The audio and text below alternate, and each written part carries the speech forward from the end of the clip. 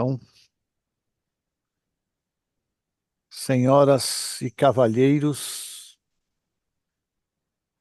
meu cordial boa noite. Inicialmente falo da minha gratidão à Unipaz. Como disse bem o doutor Durão agora há pouco, a Unipaz e eu já, já temos uma história para contar. Eu até ia dizer quando foi que eu fiz a primeira palestra na Unipaz, mas eu não vou dizer não, porque vocês vão achar que a gente é velho. E eu acho que isso não cai bem, né? O outro motivo é que eu realmente não me lembro. Mas enfim, já tem alguns anos aí que normalmente no começo do ano a Unipar me convida para falar sobre o ano e sobre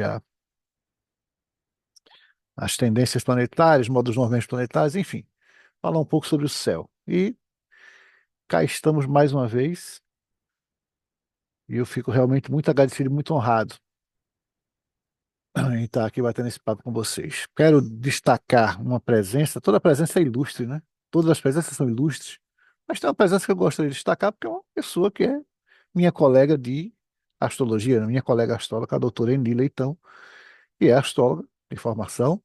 É bom porque pode participar, né, também da palestra, pode dar os seus pitacos, etc., os seus pitacos astrológicos.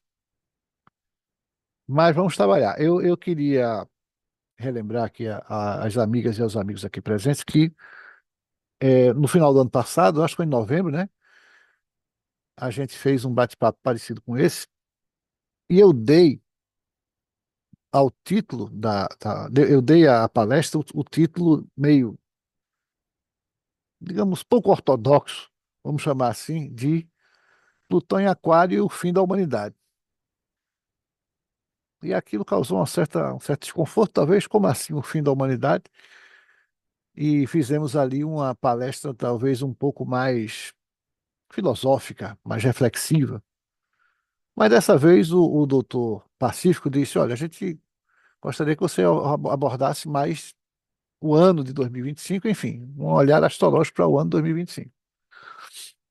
Então, cá estamos, e como eu digo sempre, o doutor Pacífico manda, eu executo. Eu não discuto. Pacífico mandou, eu já estou executando. Então, eu queria trazer para vocês, doutor Pacífico, eu ouso crer que o senhor me deu aqui como é que chama? Ok. O roster, né? Ou não? Não, eu vou dar. Eu lhe agradeço, porque aí eu posso compartilhar os slides que eu tenho aqui. Certo. Olha só aqui, viu? Um minutinho.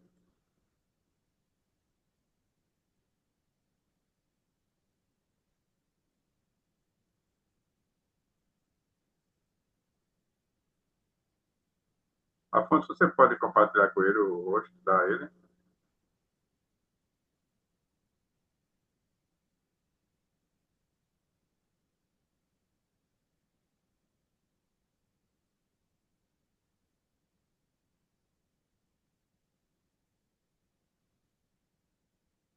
A propósito, gente, eu queria dizer a vocês que vamos considerar que isso aqui é um bate-papo, tá? Então, quem tiver qualquer pergunta, qualquer comentário, qualquer dúvida, por favor, não, não se furte de interromper para me perguntar quando quiser, tá? Um O minutinho, que quiser. garoto. Afonso, você conseguiu? Não, não tô vendo a disponibilidade de eu colocá-lo, não, como Então, um minutinho só. é host ou co-host, né? Você pode colocar como É, co-host. co-host, exatamente. Você acho que deve ter essa opção. Eu não sou host. Só um minuto só, é porque eu estava vendo outra coisa aqui. É só o rosto que pode fazer. É porque a Pacífico colocou você, Afonso, como co-host. Agora tá Haroldo. Pronto, Pronto. agora ele me colocou. Muito obrigado, doutor Pacífico. É com ele mesmo, não. Vamos seguindo. Vamos em frente, pois. Pronto, eu imagino que vocês todos estejam vendo aí um céu brilhante, fosforescente. Isso é só o fundo. Pronto. Então vamos ver o que é que nos traz alguns tópicos, né, desse céu em 2025, desse movimento planetário em 2025.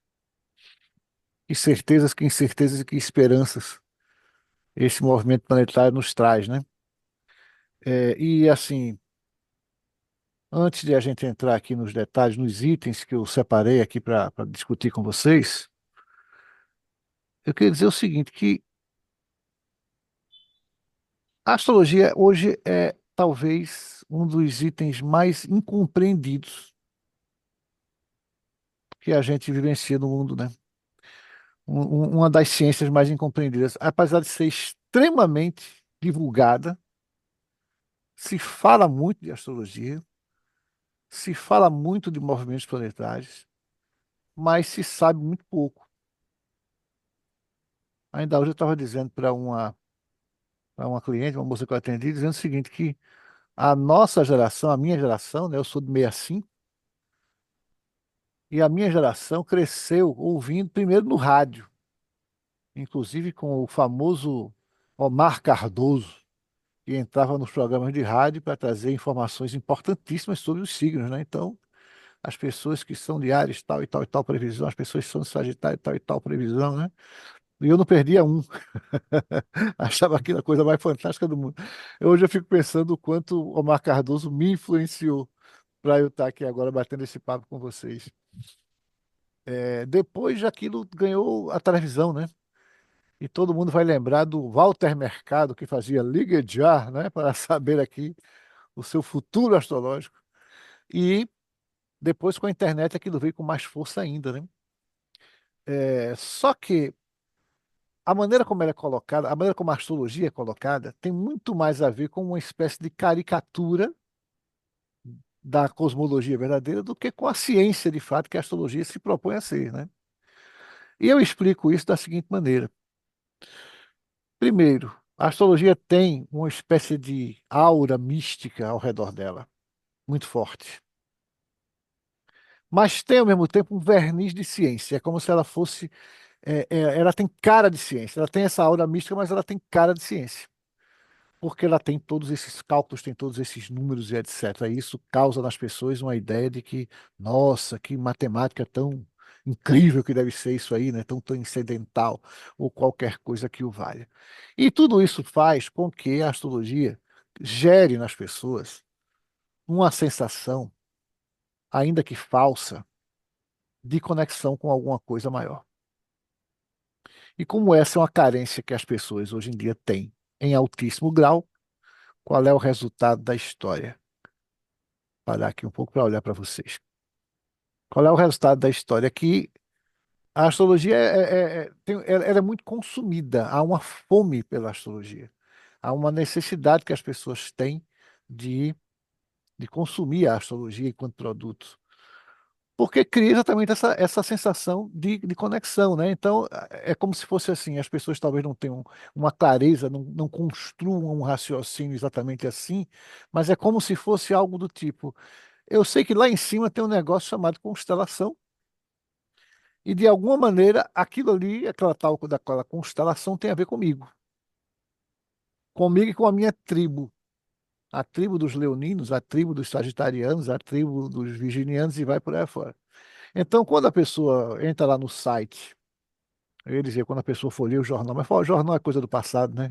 Então, quando a pessoa entra lá no site lá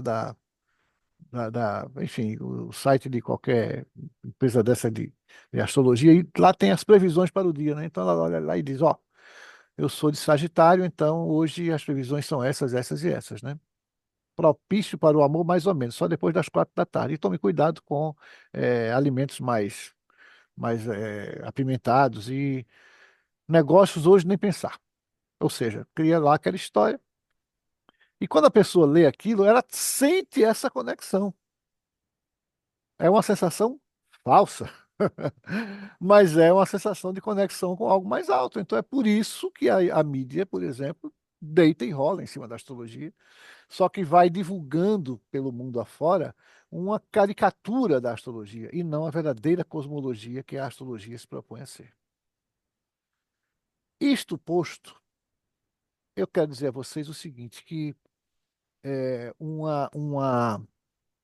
um parecer astrológico, né? Astrólogo não dá opiniões, ele dá pareceres, né, Eni?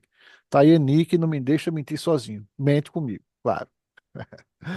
Então, um parecer astrológico, quando um astrólogo emite um determinado conceito baseado num estudo que ele fez ali astrológico, seja do mapa de uma pessoa, seja de um evento, como a gente vai ver aqui alguns agora, aquilo está embasado em todo um conjunto de conhecimentos científicos, e aí a palavra ciência vai ser colocada aqui num sentido mais amplo, porque evidentemente que a astrologia é vista como uma ciência maldita ou uma pseudociência a partir da ótica da ciência oficial.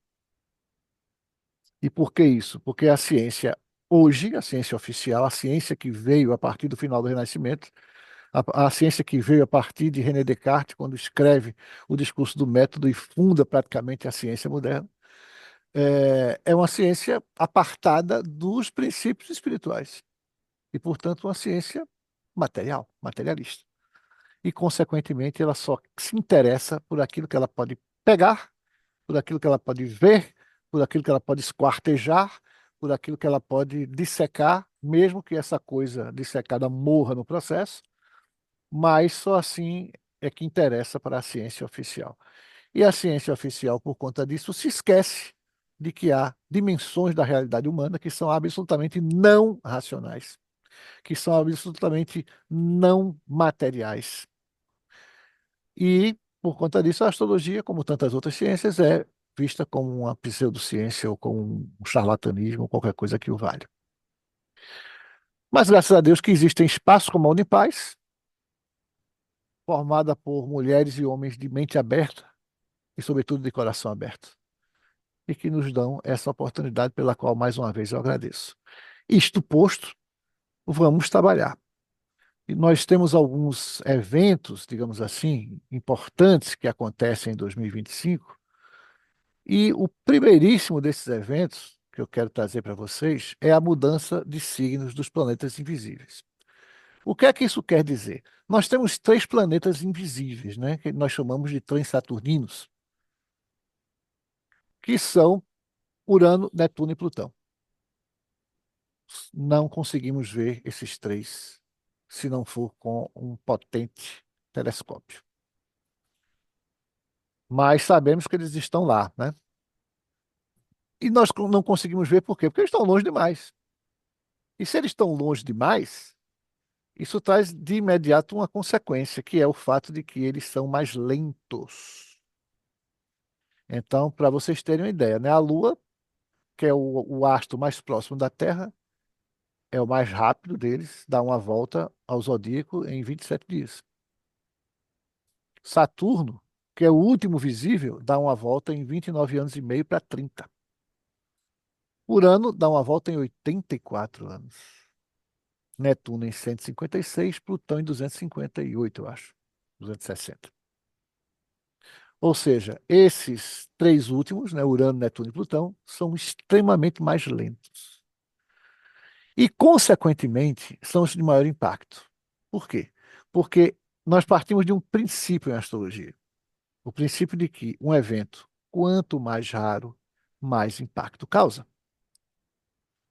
Então, a Lua todo mês dá uma volta, então todo mês ela passa pelo seu ascendente, por exemplo. Todo mês ela passa pelo ascendente de todos nós aqui. A Lua passa no ascendente, aquilo tem um efeito? Tem. Mas ela chega e quando começa o efeito a acontecer, ela já foi embora, então aquilo não é tão significativo assim. Até porque daqui a um mês ela vai passar de novo. Saturno, quando passa pelo seu ascendente, só vai passar de novo daqui a mais 30 anos. Ou seja, é um evento extremamente mais raro e, consequentemente, mais impactante. Imagina então quando Urano, Netuno ou Plutão, que são os três mais lentos, passam pelo seu ascendente ou pelo seu meio do céu ou por qualquer astro no seu mapa. Ou seja, quanto mais raro o evento, mais impacto ele causa. Ok? Muito bem. Então, o que é que eu estou dizendo? Eu estou dizendo que, por exemplo, quando Urano muda de signo, ele traz um efeito, ele traz um significado. Por exemplo, quando o Urano entrou em Aquário, meados de 90, da década de 90, foi o momento em que a internet teve o seu boom. Era uma coisa mais ali de elite, uma coisa, era mais uma curiosidade. Quando o Urano entrou em Aquário, a internet virou o que é hoje. Ou seja, quando um lento entra num signo, ele traz algum significado importante. Tanto que, quando Plutão entrou em Aquário, né, no final do ano passado, entrou em definitivo, a gente fez a palestra Plutão em Aquário e o fim da humanidade. Porque a simples entrada de Plutão em Aquário desencadeia, de fato, algum processo significativo. Tudo bem. Então, se a entrada de um planeta lento num signo, num novo signo, né? Fecha um ciclo e abre outro, traz esses efeitos. Imagine você o seguinte: se no prazo de 6 meses os três mudarem de signo, que é exatamente o que nós estamos vendo agora, né? Então, o que é que acontece? Plutão entra em Aquário, já entrou. Netuno vai entrar em Áries e Urano vai entrar em Gêmeos. Tudo dentro de um prazo bastante exíguo, como vocês vão ver. Então, isso traz uma, digamos, uma sensação no mundo todo, né? Não só uma sensação, mas traz de fato uma, uma, uma, uma efetiva realidade de mudança. Mudanças que são de fato significativas. O pessoal está chegando aqui, está aparecendo para admitir, eu estou admitindo todo mundo. Sejam muito bem-vindas e bem-vindos, quem está chegando. Então vejamos, a saber aqui o que é que a gente pode falar sobre cada um desses eventos aqui. Então, primeiro, o primeiro que entrou foi Plutão em Aquário, né? Plutão entrou em Aquário pela primeira vez em 23 de março e ficou até o dia 11 de junho de 2023 ainda. Então, como ele é muito lento, né? Os mais lentos têm isso. Eles fazem um movimento que nós chamamos de retrogradação. Deixa eu explicar para vocês isso melhor. Vou fechar aqui de novo para olhar para vocês. O que é a retrogradação? É um fenômeno muito conhecido. Todo mundo já ouviu falar aqui na retrogradação do Mercúrio. Mercúrio ficou retrógrado. Ah, meu Deus. Vai ser complicada a questão de papéis, de documentos, vai ser complicada a internet, vai ser complicado. Então, isso é uma coisa que mais ou menos já foi entrando na cultura. Mas não é só Mercúrio que retrograda. Todos os planetas, com exceção de Sol e Lua, podem retrogradar. E o que é que significa isso? Quando um planeta retrograda, ou seja, quando ele anda para trás. Obviamente que isso é uma ilusão de ótica. Nenhum planeta anda para trás. Isso faz parte, digamos, da composição de movimentos que criam a ilusão de ótica. Imaginemos a seguinte hipótese: imaginemos que este meu lápis aqui seja o planeta Mercúrio.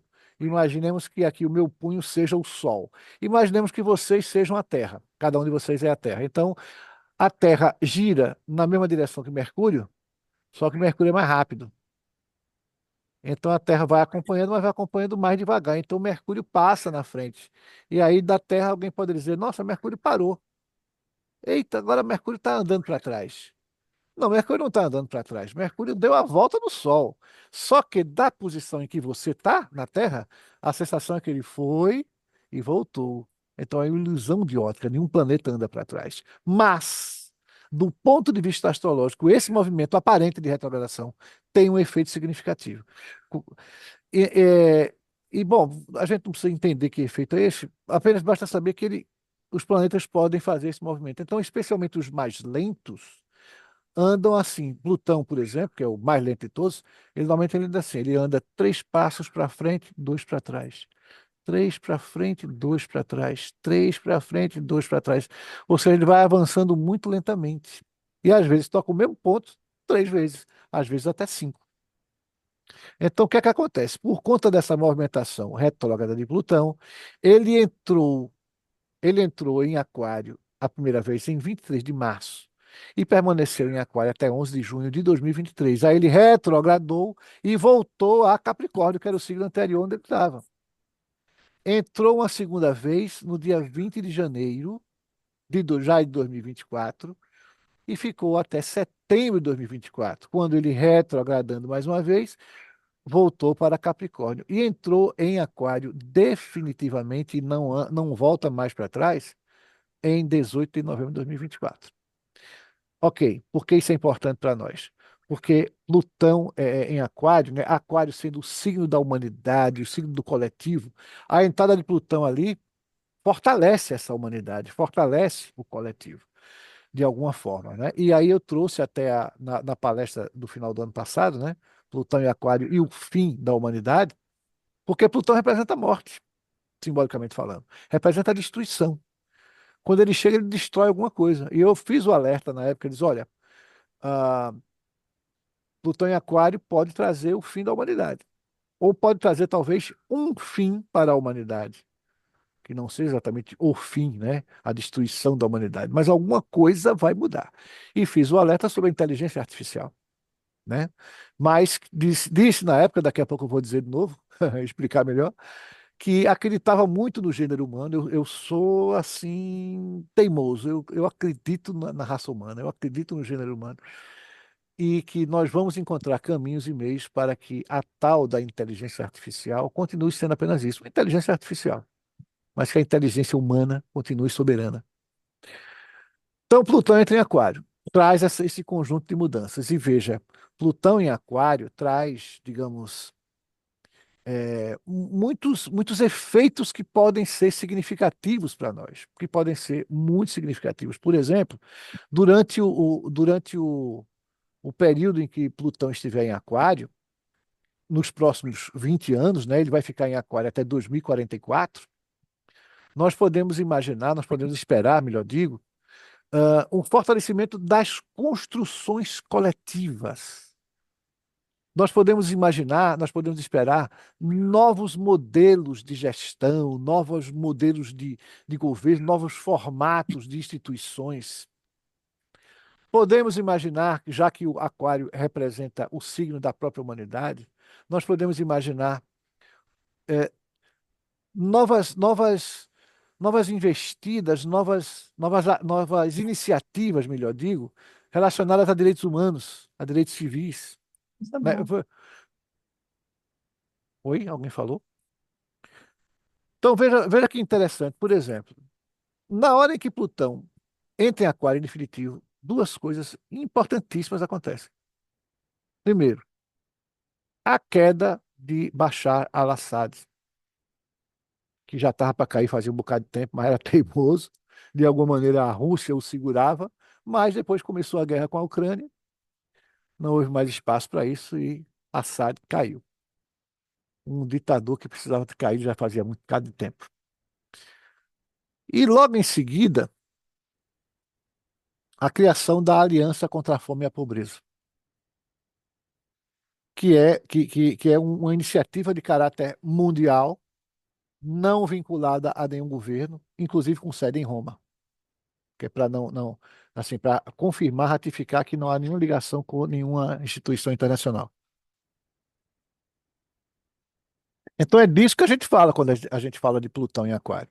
O fortalecimento dessas questões todas que, digamos, de alguma maneira tem a ver com o bem comum e digamos, a colaboração entre pessoas que podem até pensar de maneira diferente, podem até ter suas divisões, mas que em prol do bem comum vão, vão deixar essas diferenças de lado para poder fazer valer o melhor para a humanidade. Plutão em Aquário traz essa possibilidade. Muito bem. Netuno entra em Áries no dia 30 de março e fica até 22 de outubro de 2025, quando retrograda e volta a entrar em Peixes, onde ele está agora. E depois ele entra em definitivo em Áries em janeiro de 2026.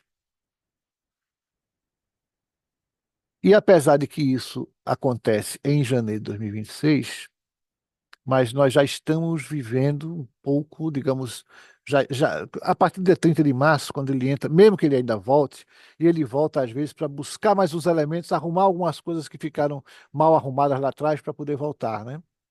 Mas na hora que ele colocar a cabeça lá em Áries, a gente já pode imaginar que temos aí uma nova etapa, né? Uma nova etapa ligada ao desenvolvimento da espiritualidade humana. Netuno representa a espiritualidade. Netuno representa a nossa ligação com o sagrado. Netuno representa a antena com a qual nós entramos em conexão com o que há de mais alto no universo. Representa também a fantasia, representa também a inspiração, representa também a intuição, um bocado de coisa, mas, sobretudo, essa nossa ligação com o sagrado. Então, nós devemos esperar, ou podemos esperar, impulsos no que diz respeito a esse aspecto espiritual. Mas também nós esperamos um recrudescimento do fanatismo, né? Então, os fundamentalismos, por exemplo, tendem a ganhar corpo, né? É só para a gente fazer um quadro comparativo, na vez mais recente em que Netuno esteve em Áries, isso foi entre 1861 e 1875, nós tivemos a Guerra Civil Americana, que foi motivada por questões da escravidão, a própria abolição da escravidão nos Estados Unidos, aconteceu aí. No Brasil aconteceu algumas décadas depois, né? Bahá'u'lláh, nesse período, funda a fé Bahá'í. A teosofia aparece também aqui. E, ao mesmo tempo que tudo isso, também foi fundado, dentro desse período, a Ku Klux Klan americana.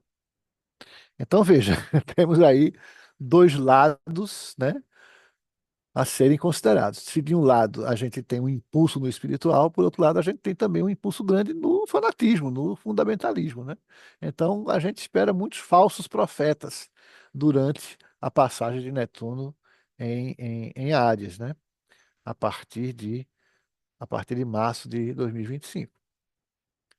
E, finalmente, nós temos aqui Urano entrando em Gêmeos. Urano é o mais rápido dos três, né? Urano dá uma volta em 84 anos, então ele passa mais ou menos 7 anos num signo. 7, 7,5. Em média, é isso que ele traz. E vai entrar agora no signo de Gêmeos. E aí, veja que interessante, porque enquanto Urano esteve em Touro, nos últimos 7 anos, né? Nos últimos 6 anos, ele ainda tem mais um tempinho aí, nós tivemos uma coisa interessantíssima acontecendo. Porque como o touro rege, inclusive, a moeda, né?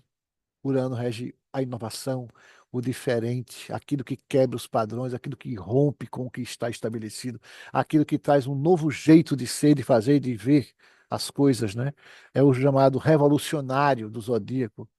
E quando usa a palavra revolucionário aqui, eu não estou querendo dizer revolução no sentido de pegar em armas para derrubar o governo. Também, isso também faz parte, mas, sobretudo, é a capacidade humana de reinventar a realidade, de recriar a realidade. Então, toda vez que você inventou um jeito novo de fazer alguma coisa, você foi um revolucionário. Toda vez que você inventa um jeito novo de olhar para alguma coisa, você também está sendo um revolucionário. E ele estava em Touro, e o que é que ele trouxe? Já que Touro representa também a questão material, a própria moeda e a economia, trouxe um jeito diferente de se usar a moeda, que são as moedas digitais. Então, o Bitcoin apareceu, por exemplo, aí, né? Agora ele sai de Touro e entra em Gêmeos e vai trazer uma grande expansão intelectual. Vai trazer novos horizontes do ponto de vista científico, vai trazer inovação. Então, inovação será uma palavra de ordem durante a passagem de Urano em Gêmeos. Agora, nós temos aqui uma grande notícia, uma ótima notícia, que é a triangulação entre Urano, Netuno e Plutão. Porque, vejam só, gente, tem uma questão interessante a ser observada. Eu falei de mudanças significativas, mas como é que a gente sabe que essas mudanças vão ser para melhor ou não, né? E eu digo a vocês que, na verdade, como diz o velho ditado chinês, né, mais vale uma imagem do que 1000 palavras. Aqui está o zodíaco. Essa, essa, isso aqui está marcado para julho de 2025. E vocês veem o seguinte: Urano, recém-entrado no signo de Gêmeos, o signo de Gêmeos é esse aqui, tá? Então vocês viram que ele saiu de Touro, que é esse aqui, e entra em Gêmeos. Tá aqui, ó, 0 graus de Gêmeos. Você tem o Plutão recém-entrado em Aquário, né? Exatamente aqui, a 2 graus de Aquário. E você tem Netuno recém-entrado em Áries, neste momento em 2 graus de Áries. Eu coloquei aqui o Saturno, porque o Saturno está entrando junto com o Netuno e isso vai ter um efeito significativo, muito significativo.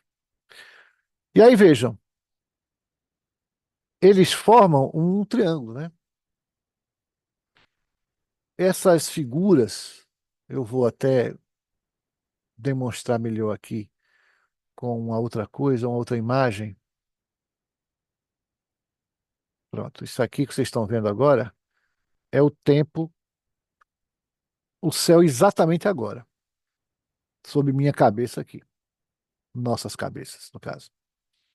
Então vocês veem o seguinte, que essas linhas aqui entre os planetas são representativas de relações entre eles. As linhas azuis são facilidades, são estímulos, as linhas vermelhas são desafios. E muitas vezes essas linhas formam figuras, formam triângulos, formam quadrados, formam retângulos e vai por aí afora. Então, uma pessoa que nascesse no Recife exatamente agora teria este mapa. Só para vocês terem uma ideia, porque eu, aqui naquela outra figura, eu tirei todos os planetas e deixei apenas os três que formam a triangulação a que eu estou me referindo, né? Para facilitar a visualização da gente. Mas o que eu quero chamar a atenção é o seguinte, é que esse triângulo formado pelos três, né? Esse ângulo aqui entre Urano e Plutão é o chamado trígono, um ângulo de 120 graus. E esse ângulo menor aqui é de 60 graus, né? É o sextil. Então há um sextil entre Plutão e Netuno, há um sextil entre Urano e Netuno e há um trígono 120 graus entre Urano e Plutão, formando o que nós chamamos de triângulo de talento.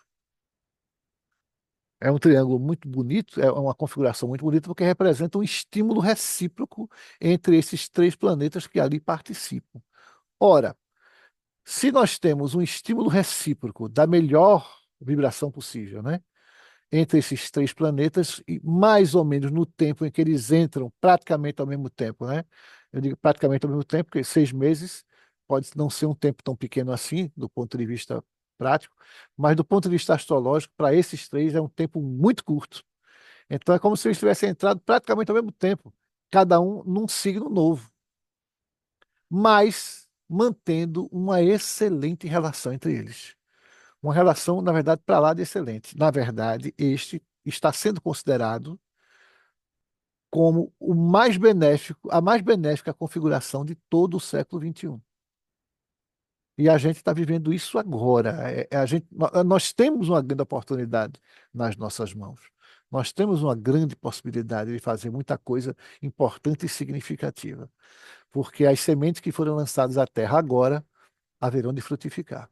Então é a hora da gente agir, é a hora da Unipaz agir, é a hora das instituições como a Unipaz agirem, é a hora de cada um de nós, individualmente ou coletivamente, agir para fazer fortalecer esses conceitos, esses ideais, esses nobres e significativos ideais de cooperação, de transformação da humanidade, de evolução da humanidade e assim por diante. Então, eu acredito muito que tudo isso tem um significado muito, muito marcante para todos nós. Agora, pensando do ponto de vista individual, nós identificamos aqui o seguinte: é, evidentemente que um triângulo tem três pontas, né?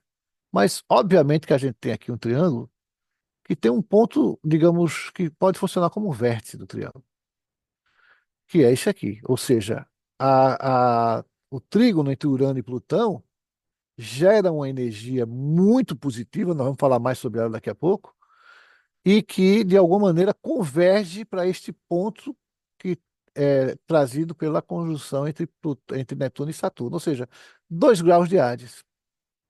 Então, cabe a nós, aí, enquanto indivíduos, pegar o seu próprio mapa e olhar o seguinte: em que área da vida, em que casa astrológica cai o ponto 2 de Áries?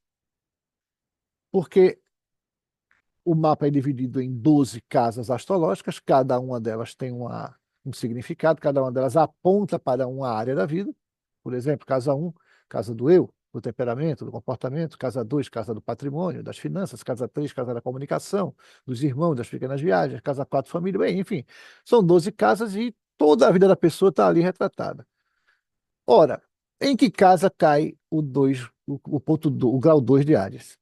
no mapa, no seu mapa, no mapa de cada um de nós. Esta área da vida é uma área que tende a ser extremamente bem ativada e que pode trazer dali, digamos, impulsos evolutivos de grande significância. E aí eu quero dizer a vocês, se você não conhece o seu mapa, se você não consegue fazer essa conta, entre em contato comigo. Eu tenho uma aula que eu gravei, uma aula aberta, chamada Desvendando o Mapa Natal Astrológico, em que você vai saber como é que faz esse cálculo, você vai poder identificar, você vai poder acompanhar o movimento planetário no seu próprio mapa. E isso pode ser uma coisa de grande ajuda para a gente, né? Então, eu posso até depois passar para o Pacífico, o pessoal da Unipaz, o link, quem quiser, a aula é aberta, está lá na minha plataforma. Qualquer pessoa clicar o link vai lá e vai poder ter esse conhecimento e entender como é que funciona, porque isso realmente nos ajuda bastante. Por exemplo, você saber em que área da vida cai um eclipse, em que área da vida cai uma configuração como essa, isso é super importante. Então, acredito piamente no melhor. Acho que a gente não deve deixar nunca de esperar o melhor, acreditar no melhor e ansiar pelo melhor. E nós estamos diante aqui de um momento em que nós temos esse melhor muito facilmente acessível. Então, podemos esperar grandes momentos. Doravante. Um detalhe importante que eu queria comentar com vocês, que é o seguinte: é, a gente acabou de passar por uma situação bastante complicada.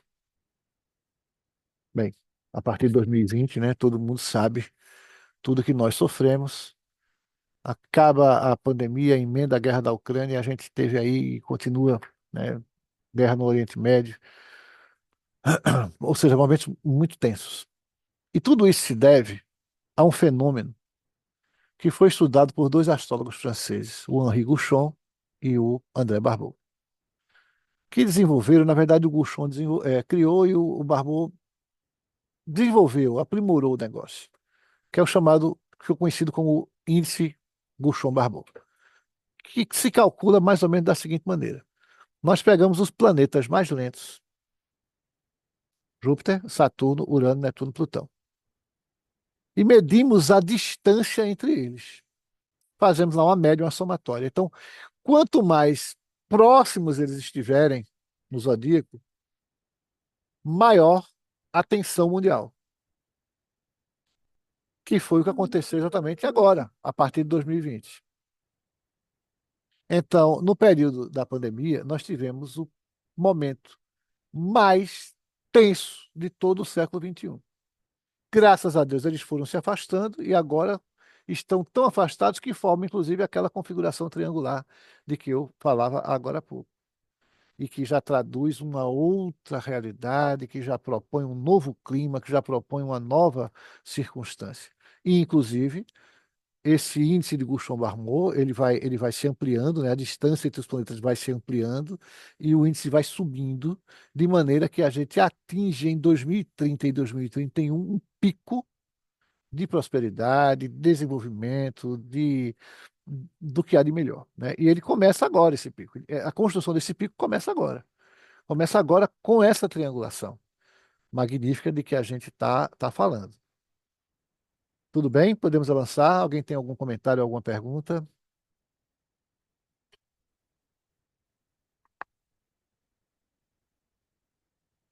Muito bem. Então voltemos lá para os nossos slides. Esse material, para quem quiser, tá, fica à disposição de vocês. Eu posso depois passar para o Doutor Pacífico. Esses slides, né? Quem quiser ver de novo, olhar, fica à vontade. Muito bem. Então vamos em frente. Tudo bem.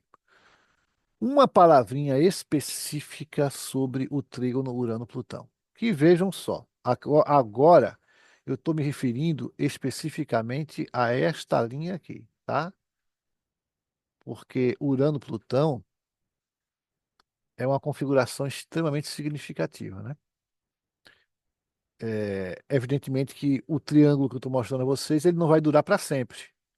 Ele vai se desfazer. Mas Plutão e Urano permanecem em trígono, permanecem nesse movimento de 120 graus, um estimulando o outro, até 2028. Vejam vocês o seguinte: todo mundo que nasceu mais ou menos entre 62 e 69, ou seja, uma boa parte das pessoas que nasceram na década de 60, inclusive aqui este vosso humilde servo, que é de 65, tem Urano e Plutão em conjunção, ou seja, no mesmo grau, em Virgem. Essa é uma geração, perdão, é uma configuração que nós chamamos de geracional, ou seja, toda uma geração de pessoas tem aquilo ali, né? E Urano-Plutão é sempre um encontro explosivo, esses dois. Então, por exemplo, nos momentos de maior tensão da configuração, da conjunção Urano-Plutão, nós tivemos momentos como a instituição do AI-5 no Brasil, a Primavera de Praga, 68, que foi chamado o ano que não terminou, né? Ou seja, tanques invadindo Praga, tanques soviéticos invadindo Praga, o pico da Guerra Fria, os conflitos entre Israel e Líbano, Síria, Gaza e, enfim, Palestina, pegando fogo ali. E quando o Urano e Plutão avançaram a ponto de Urano mais rápido, né, vai na frente, para fazer uma quadratura de 90 graus, foi exatamente no momento em que a gente viveu aqui no Brasil todas aquelas manifestações na rua. Aquilo foi o quê? 2013, eu acho, 2012. Enfim, aquilo foi no momento da quadratura. Agora, essa quadratura, que é uma coisa tensa, evolui para um trígono, que é uma coisa extremamente estimulante. Então, o trígono Urano-Plutão, que vai de 2025, de julho de 25 até 2028, pode nos trazer, deve nos trazer, nós estamos autorizados a esperar que traga progresso, avanço, desenvolvimento, crescimento da pesquisa científica, crescimento nas questões da comunicação.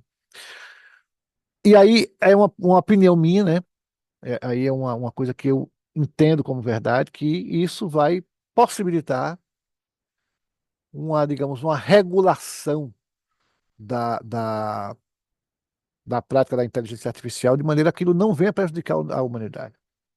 Eu acredito que isso acontece agora até 2028, como se fosse, digamos, um, um marco regulatório, um estabelecimento de normas que sejam mais claras. Essa questão também das moedas digitais, que ainda é uma coisa muito confusa, as pessoas não têm muita clareza daquilo e acabam se prejudicando muito. Isso também deve passar por uma regulação que coloque mais o mínimo de ordem nessa história. Ou seja, o trígono Urano-Plutão nos promete, de fato, muitos avanços significativos, partindo sempre também do pressuposto de que é, é, o coletivo será sempre facilitado, né? Algumas coisas que eu imagino que podem ser significativas, que podem ser, podem acontecer durante o trígono de Urano-Plutão. Por exemplo, uma maior consciência coletiva sobre a questão do clima, sobre a questão da preservação da natureza, sobre a questão de como se recebem refugiados, né? Essa questão das imigrações que se torna um problema, né? Em várias partes do mundo, especialmente na Europa, né? Então, digamos, isso pode ser melhor regulado, isso pode ser melhor trabalhado, isso pode ser melhor vivenciado pelos países, eh, como um todo e cada um deles individualmente. Tudo bem. Alguns pontos nevrálgicos de 2025, especialmente. De um modo geral, a gente pode dizer que o primeiro semestre vai ser mais complicado, por conta da quadratura Júpiter-Saturno. Eu posso mostrar para vocês isso de novo. Deixa eu pegar lá aquele nosso mapinha, que é o mapa do céu aqui agora.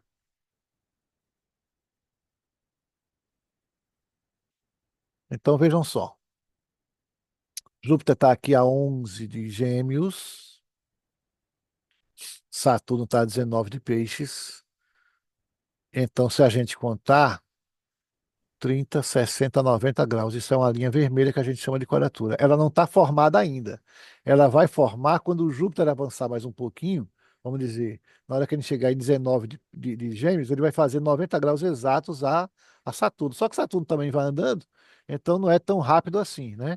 Mas ao longo do primeiro semestre ela vai se formando e atinge o seu patamar mais, digamos, intenso, ela atinge seu ponto mais exato em maio, junho de 2025. Então, olha aqui. Pior período do ano vai ser exatamente maio, junho, exatamente por conta da quadratura Júpiter-Saturno.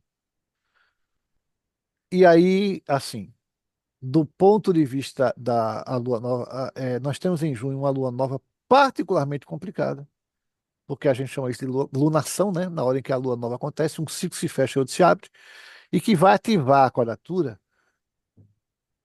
terrivelmente, terrivelmente. Então, é um período tenso esse que vai de maio, entre maio e junho. Abril já começa, maio complica, junho atinge o máximo. Então, esse tende a ser um período complicado. O que é que a gente pode esperar disso? O que é que complicação é essa? Especialmente na economia. Porque Júpiter-Saturno é quem rege, o ciclo Júpiter-Saturno rege a economia também, né? Entre outras coisas, rege a economia. Então, a gente pode ter aí dificuldades de recrudescimento da inflação, a gente pode ter dificuldades com o comércio exterior, é um período mais complicado. Mas, graças a Deus, passada essa confusão, de julho até outubro, o trígono Urano-Plutão atinge o seu apogeu, e aí nós temos um período bem mais tranquilo, um período bem melhor, um período bem mais palatável, né? Então a gente fica mais atento durante o primeiro semestre, especialmente junho, mais junho, e se programa para aproveitar a onda positiva que vem a partir de julho até outubro, para a gente surfar nessa onda boa. Eu gosto de dizer, doutor Durão, eu gosto de dizer que a astrologia deveria ser muito mais vista como uma ferramenta de planejamento do que uma ferramenta de previsão. Né? Porque as pessoas querem uma previsão. Me diga lá o que é que vai acontecer comigo em tal momento. Me diga lá se eu vou acertar na cena ou se eu vou arranjar o marido, a esposa que eu quero, enfim.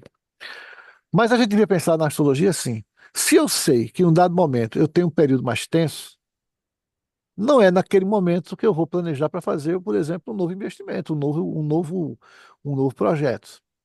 Mas se eu sei que naquele outro período mais na frente eu tenho um momento indicando expansão, ora, é para ali que eu, portanto, devo canalizar as minhas, as minhas propostas, as minhas ideias, os meus projetos. Então, se a gente souber pensar dessa forma, a astrologia se torna uma ferramenta fantástica de planejamento, não necessariamente de previsão, né? Então, acho que a gente pode aproveitar isso aqui, porque o período de julho a outubro tende a ser realmente bastante intenso de coisas boas. Vamos, portanto, canalizar para lá os nossos projetos, as nossas ideias. Brasil. Aí nós temos aqui, esse é o equinócio, né, o mapa do equinócio, marcado para Brasília. O que é o equinócio? O equinócio que acontece em março, em todo o dia 20 ou 21 de março, que é quando o Sol entra em Áries, e que nós chamamos de equinócio vernal, que é quando o ano começa, né? Veja que o 1º de janeiro é uma convenção social. Alguém em algum momento disse, ó, vamos começar, os romanos, né, começaram isso. Vamos começar o ano em 1 de janeiro. Mas o ano sempre começou no equinócio, que é 20 ou 21, 22 de março de cada ano. Então, o ano astronômica e astrologicamente começa no equinócio em Áries. Então, o que é que a gente faz? A gente monta o mapa do equinócio, naquele exato momento em que o Sol entrou em Áries, observe aqui, o Sol está aqui, olha, a 00 de Áries, né? Então, o que é que acontece? É, a gente monta esse mapa naquele exato momento para Washington, para Tel Aviv, para Moscou, ou seja, nós podemos fazer ali um trabalho de previsão, um trabalho de astrologia mundial, voltado para aquele país. O que é que a gente fez aqui? Montamos o mapa para Brasília, que é o que nos interessa, né? Mais de perto. E aí, bom, tem algumas questões interessantes aqui nesse mapa. A primeira delas é a seguinte: nós temos Saturno dominando esse mapa. Este aqui é o planetinha Saturno, que é quem representa, de um modo geral, os obstáculos, as dificuldades, as restrições. Então, Saturno representa restrição, Saturno representa bloqueio, Saturno representa, digamos, teste. Saturno nos testa, mas nos testa sempre da maneira mais dura, mais difícil. Então, ele representa, de fato, restrições. Então, a gente pode imaginar que o Brasil vai enfrentar restrições ao longo desse período, e inclusive porque a quadratura entre Júpiter e Saturno vai tende a complicar, né, ao longo especialmente ao longo do primeiro semestre. Então, a gente imagina, por exemplo, que a popularidade do atual governo, que não anda lá muito bem, tende a piorar, né? Isso também tem a ver com o fato de que Plutão está na casa 11 do Brasil. Casa 11 do Brasil representa o Congresso, né? Casa 11 de um país, né? Representa o Congresso. No mapa de uma pessoa, a casa 11 tem a ver com os grupos, tem a ver com os amigos, com os ideais. Mas no mapa de um país, a casa 11 tem a ver com o Congresso, tem a ver com a Casa Legislativa, né? Aí nós temos Plutão exatamente aí, né? No comecinho de Aquário, o que representa mudanças, que eu já falei, né? Só que o Plutão aqui a 3 de Aquário faz quadratura exata com o Marte do Brasil. Deixa eu avançar aqui um pouco. Pronto, esse aqui é o mapa do Brasil, tá? Se vocês observarem, ele está a 3 graus de Escorpião. Se a gente avança 30, 60, 90, quem é que está aqui no comecinho de Aquário? No comecinho de Aquário está Plutão. Ou seja, existe uma quadratura, um ângulo de 90 graus, portanto, um ângulo muito duro, entre o Plutão do equinócio e o Marte do mapa do Brasil. O que significa isso? Isso significa uma crise. Isso pode significar, pronto, eu anotei aqui. Plutão da casa 11 do mapa do equinócio em quadratura com Marte no mapa natal do Brasil, o que pode significar conflitos entre os poderes, problemas com exportação e importação, violência. E tem um detalhe: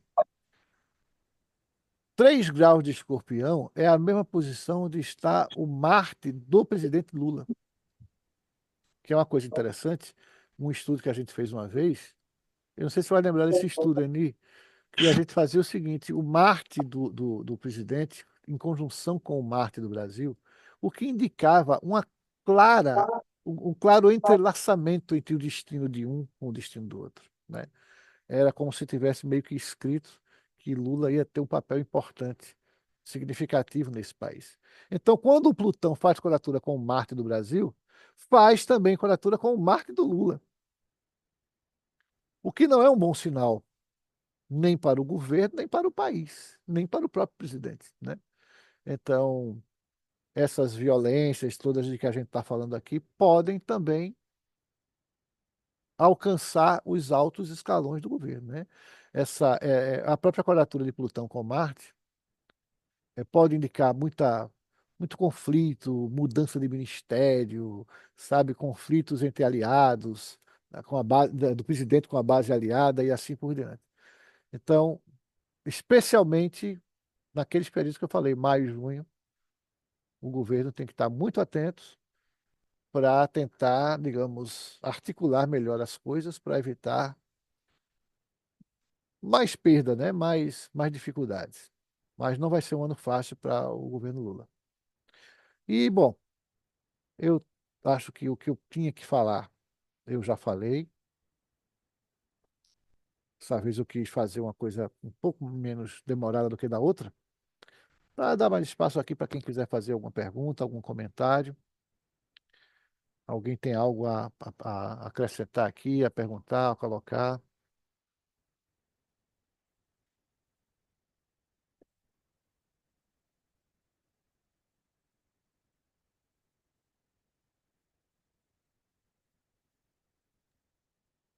O Haroldo, Sim, senhora. eu acho que todo mundo ficou esperando que você dissesse alguma coisa a respeito da, do fenômeno retorno de Donald Trump, né?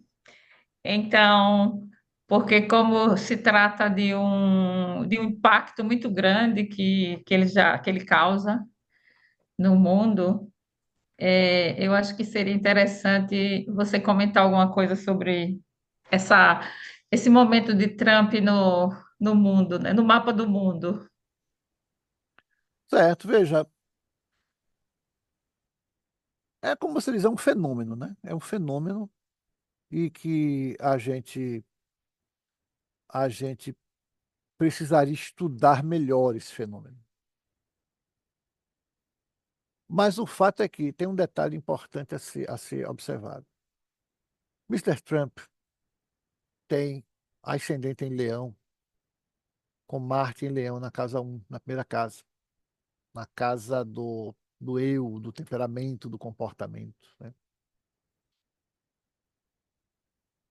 E ele já está demonstrando isso, né? Eu não preciso fazer uma previsão, porque ele já está demonstrando tudo isso. E talvez por conta dessa própria quadratura. Deixa eu fazer aqui uma conta rápida para saber se pega ou se não pega em cima dele.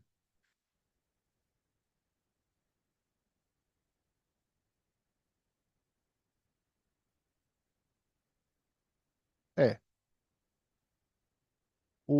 por exemplo, o Urano deve estar próximo ou está fazendo já uma quadratura com o Marte dele. Aí, resultado, o que é que se espera de uma situação dessa? O Trump, aparentemente, por conta daquele Marte na primeira casa, em Leão, é aquele tipo de pessoa que só entra para vencer. E ele tem a sensação nítida de que ele vai vencer e que nada o detém, né? E acaba metendo os pés pelas mãos, por exemplo, porque ele faz umas coisas que prejudicam muito mais os aliados dele do que os inimigos.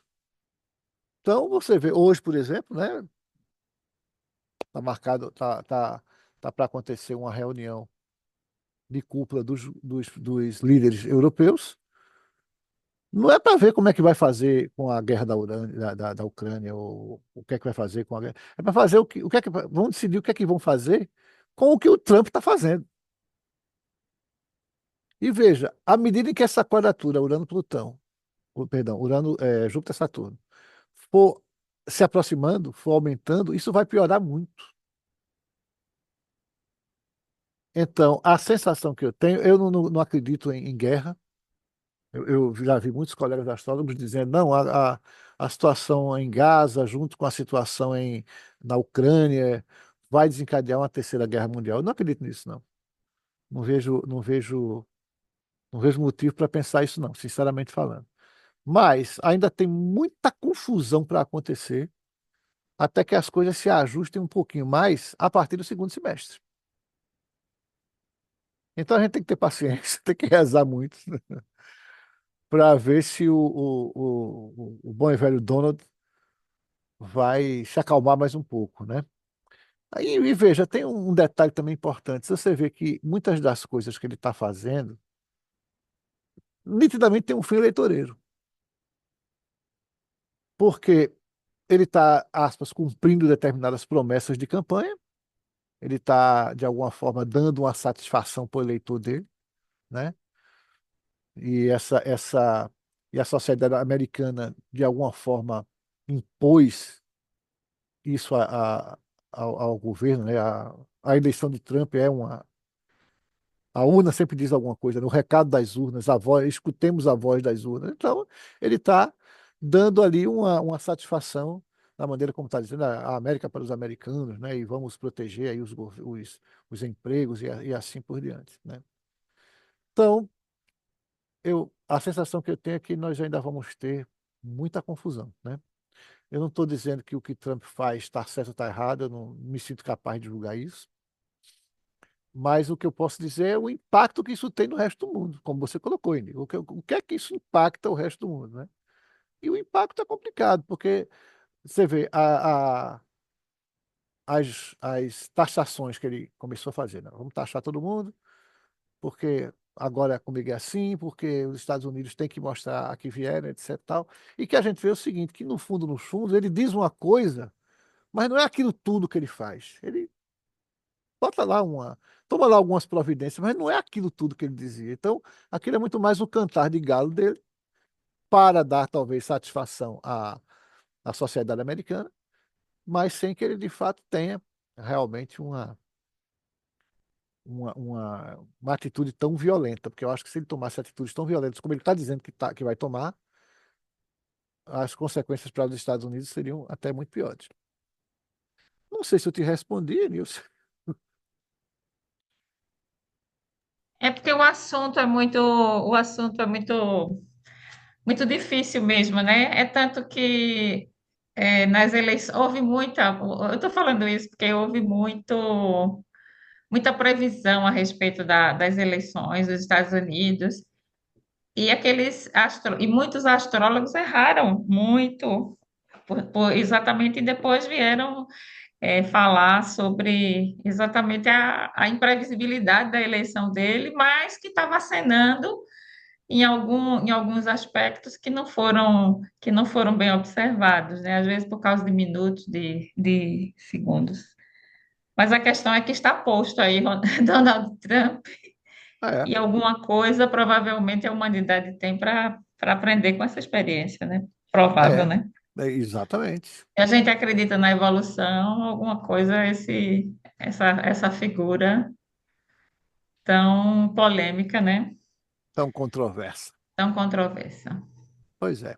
Vamos ter fé. Eu É, continuo tendo fé na raça humana e que a gente é, converge para a evolução. é. Muito bem. Mais alguma pergunta, gente? Mais algum comentário?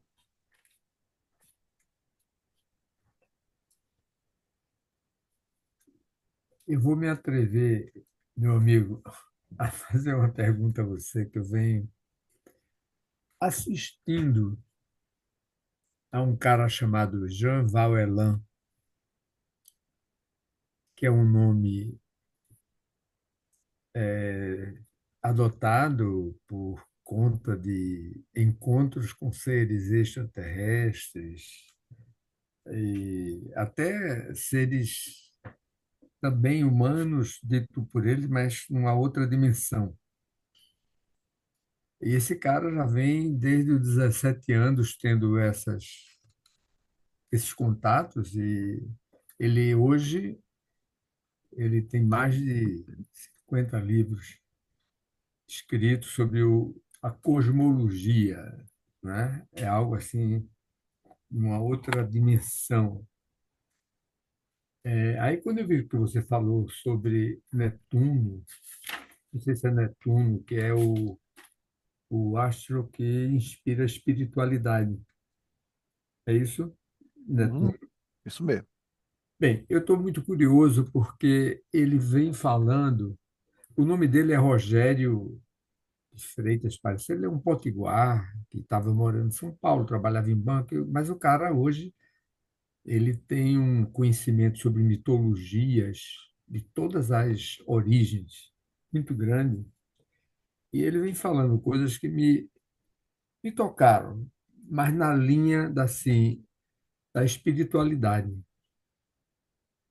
É dizer que nós estamos ainda no estágio de dormindo e que há uma tendência daqui para frente de um despertar realmente da nossa essência, né?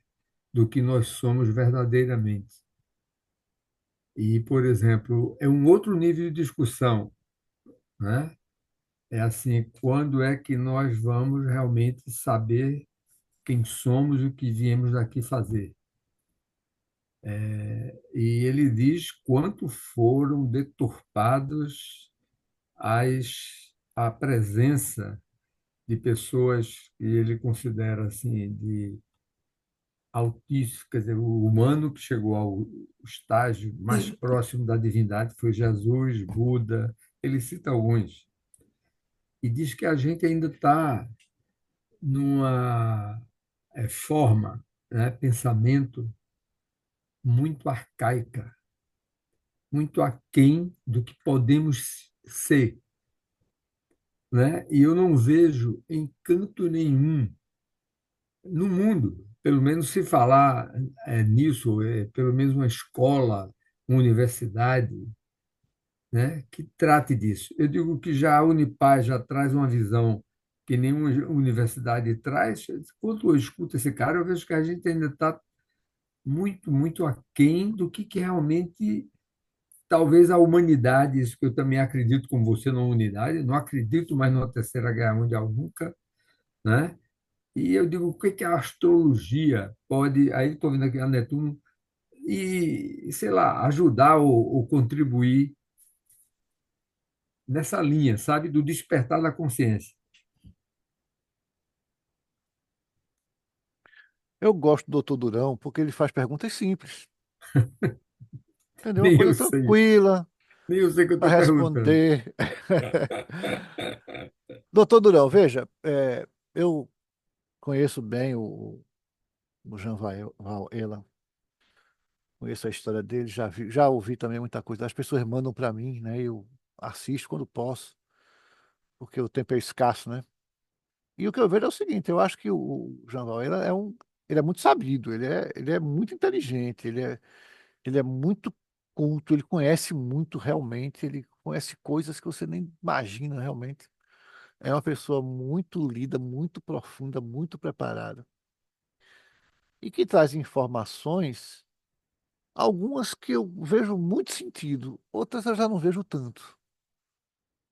E que inclusive entra, não só ele, mas várias outras pessoas que trazem conteúdos assim, que são importantes, que são significativos, mas que entram numa esfera da crença. Então, por exemplo, eu nunca ouvi ele falar sobre isso, não, mas tem outras pessoas que falam sobre a questão da ufologia. Inclusive, tem uma briga, né, entre os ufólogos ditos científicos e os ufólogos ditos místicos ou esotéricos, alguma coisa dessa. Então, os primeiros criticam os segundos porque eles entram numa vibe que extrapola a ciência. Então, tem o comandante Astar Sheeran, que vem, quem sabe disso é a Dalmira. É, é de Orion, Aldamira. Astar Sheeran, tu que conhece bem isso. Enfim, é um comandante de uma frota, né? Está cheirando. Sim, vem de onde? Não é de Orion? Ele, ele é a outra face do Arcanjo Miguel, Ok, com pronto. cara e coroa.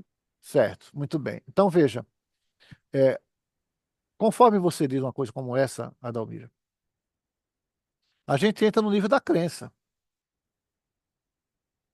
Então você diz assim, rapaz, isso faz todo sentido para mim, eu acredito nisso. Beleza, eu não estou dizendo que é ruim, nem estou dizendo que é bom. Eu estou dizendo que entra no nível da crença, que é o nível de Netuno, doutor Durão, que é o nível de Netuno. O Netuno não está preocupado com provas. Ele não está preocupado com 2 mais 2 é igual a 4. Ele está preocupado com como é que a gente entra em contato com as dimensões superiores do universo. Pronto. Agora, se você vai chamar essa entidade de Arcanjo Miguel, ou se você vai chamar de Astarcheira, ou como quer que você queira chamar, ou talvez você esteja, digamos, escolheu aquela forma, né? Então, como diz aquela velha máxima, nomes são muitos, mas Deus é um só, né? E eu acho que Netuno traz essa mensagem. Agora, o que eu quero dizer para você, finalmente tentando responder a sua pergunta, é o seguinte: isso é uma coisa que a gente já tem, a gente, que eu digo os astrólogos do modo geral, já tem falando há um tempo e que tem um significado muito grande, que é as conjunções Júpiter-Saturno. As conjunções Júpiter-Saturno representam, digamos, definem o tecido social. Então, por que isso? Porque Júpiter representa os fatores de expansão, enquanto Saturno representa os fatores de contração. Então, quando eles se encontram, e isso acontece a cada 20 anos, quando eles se encontram, eles, digamos, projetam os próximos 20 anos, de alguma forma. sobre um determinado aspecto, especialmente o tecido social. Então, o que é que acontece? Nos últimos 200 anos, nos últimos 185 anos, para ser mais preciso, as conjunções entre Júpiter e Saturno aconteceram nos signos de Terra: Touro, Virgem, Capricórnio.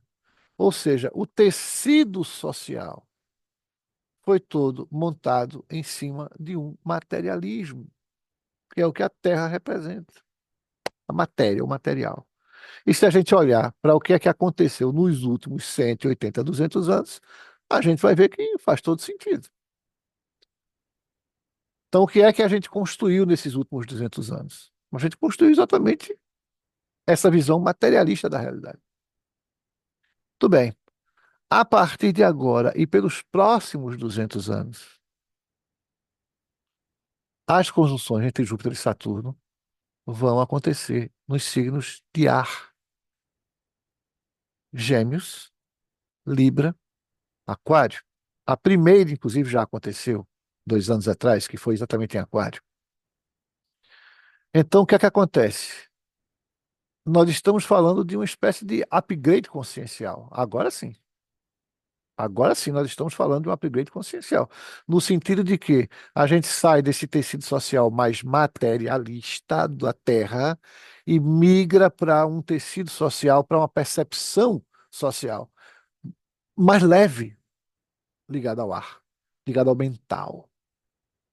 Então, a gente espera sim que essa consciência que o Jean Valjean traz, por exemplo, né, que outros influencers trazem, outros eh, produtores de conteúdo vêm trazendo, seja em livros, seja em lives, seja no YouTube, seja no Instagram, muita gente vem trazendo essa coisa de um despertar da consciência. Esse despertar da consciência vai se dar a partir de uma mensagem lá do comandante Astar Sheran, ou vai se dar através de uma percepção de uma monja católica que viu lá a aparição da Virgem e trouxe para ela lá uma informação, ou vai se dar através de uma descoberta científica avassaladora que vai comprovar a percepção que a gente sempre teve de que existe um mundo, uma vida pós-morte. Ou seja, coisa de onde vem a gente não sabe, e também não precisa se preocupar com isso. A gente só precisa se preocupar com uma coisa: qual é a contribuição que nós estamos dando para esse processo evolutivo? Porque aí eu sou radical nesse sentido. Se você não é parte da solução, você é parte do problema. O que significa dizer que não atrapalhar não é suficiente. Então a omissão não será mais aceita.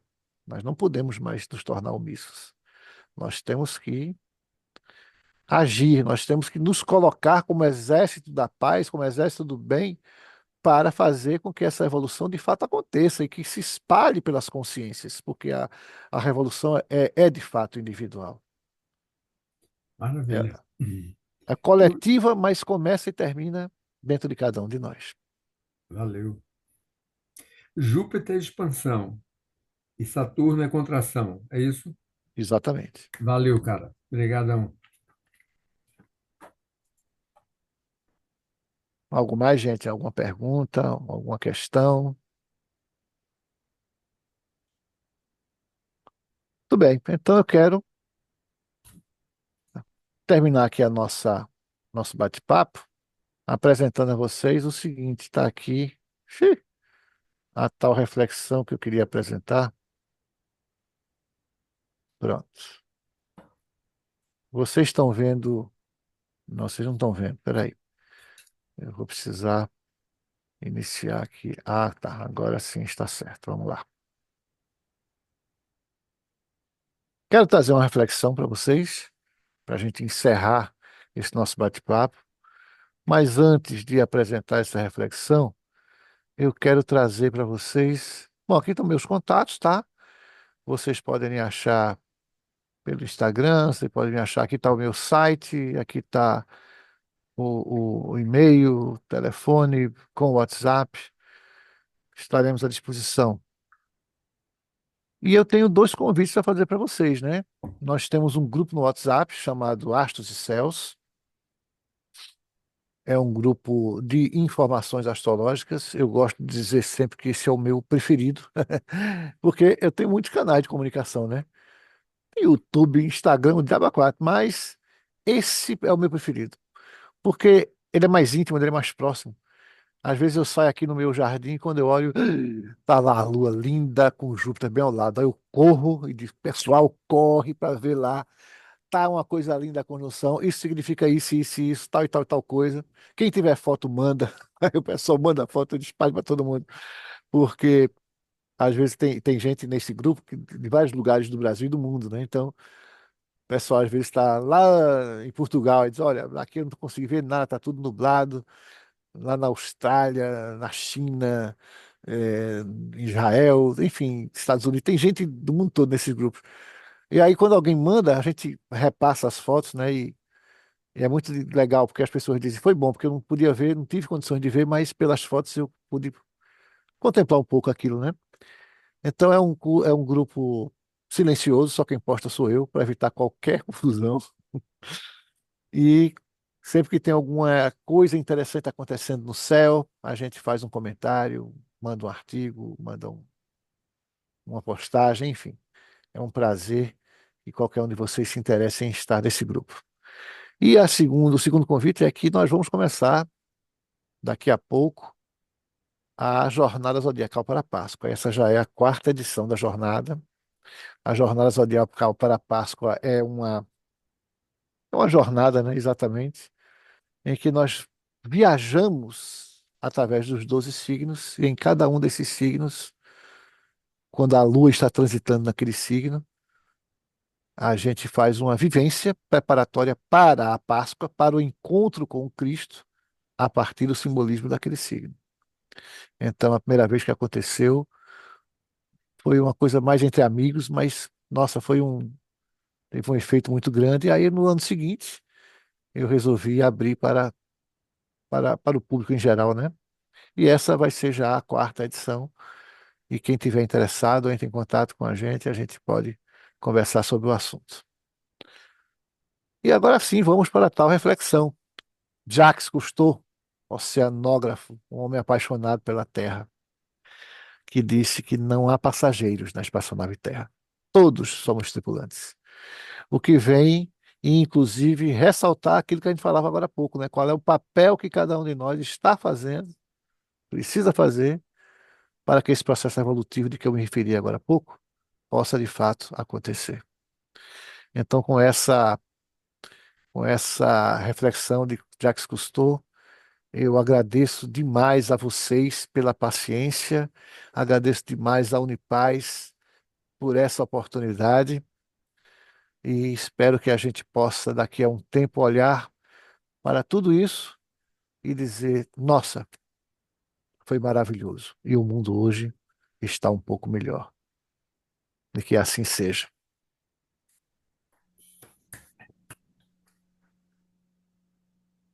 Muito grato aí, Haroldo, pela sua generosidade, né, disponibilidade de estar aqui conosco nesse dia, nesse horário, assim, abrilhantando esse momento para ver aqui da Unipaz e todos aqui que estão presentes. Viu?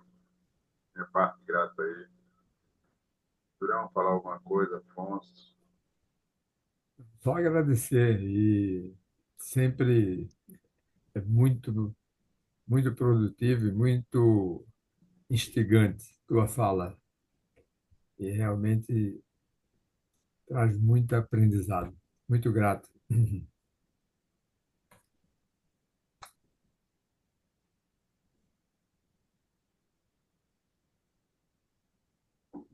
Obrigado, Haroldo, mais uma vez. Um abraço forte, tudo de bom. Um abraço a todos e todas. Obrigado, doutor Afonso. Ok, gente. Então, um abraço a todos. Eu vou encerrando aqui. Muito boa noite. Obrigado mais uma vez. O próximo é quando? Noite. Então? Qual é a data do próximo? Você falou? 10/3, Ok. 10 de março, tá bom? Um A abraço. gente, a gente anuncia para vocês. Um abração a todos, hein? Tchau, Kátia. Um abraço, bom revê-la. Boa noite, pessoal. Márcia de Natal também. Um abraço aí. Obrigada, mestre.